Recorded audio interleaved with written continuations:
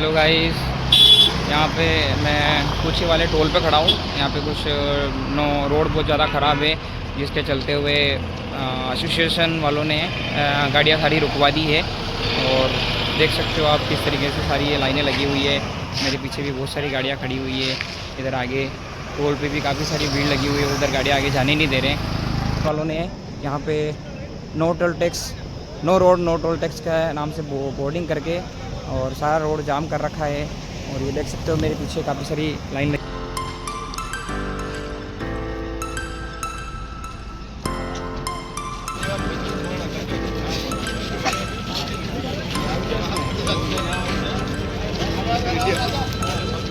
यहाँ का सीन कुछ इस प्रकार से है।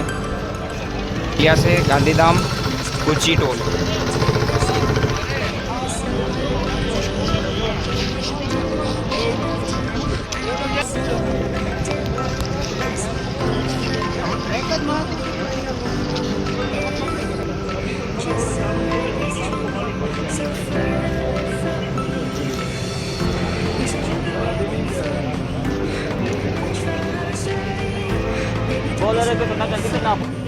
એટલે કોઈ પણ જાતની વાયડાઈ ટાયડાઈ કરવી નહીં અને બધાએ સાથ સહકાર આપો।